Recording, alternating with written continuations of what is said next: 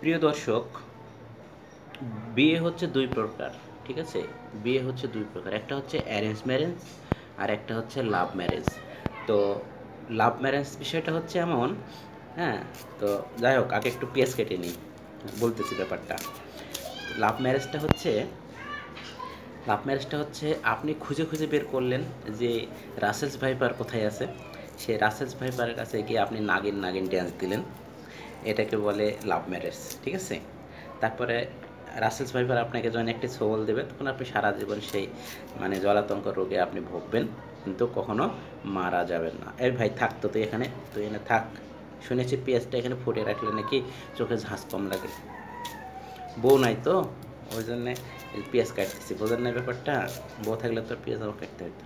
যাই হোক, কী বলছিলাম, লাভ ম্যারেজ মানে হচ্ছে আপনি বনে জঙ্গলে বিভিন্ন জায়গায় খুঁজে খুঁজে বের করবেন যে রাসেলস ভাইপার কোথায় আছে। বিষধর সাপ রাসেলস ভাইপার আপনি খুঁজে বের করে তার সামনে নাগিন নাগিন ড্যান্স দিলেন। রাসেলস ভাইপার আপনাকে একটা এমন সবল দিল, আপনাকে জড়িয়ে ধরে থাকলো সারা জীবন। আপনি জলাতঙ্ক রোগে আতঙ্কিত, কিন্তু আপনি মারা যাবেন না। আর অ্যারেঞ্জ ম্যারেজ কাকে বলে জানেন? অ্যারেঞ্জ ম্যারেজ হচ্ছে যে অ্যারেঞ্জ ম্যারেজ হচ্ছে, দাঁড়ান পেঁয়াজটা একটু কেটে।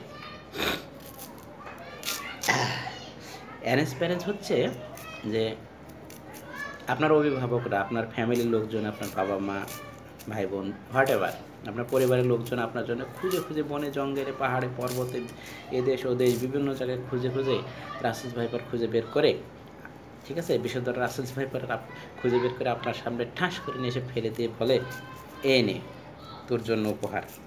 ঠিক আছে, তো তো সেটা নিয়ে আপনাকে জড়িয়ে সারা জীবন থাকতে হবে। আর ওই যে জলাতঙ্ক বিষের জ্বালা যন্ত্রণায় আপনাকে জ্বলতে হবে, আপনি মরবেন না। ঠিক আছে, তো অ্যারেঞ্জ ম্যারেজ হলো এই ব্যাপার স্যাপার। তো যাই হোক,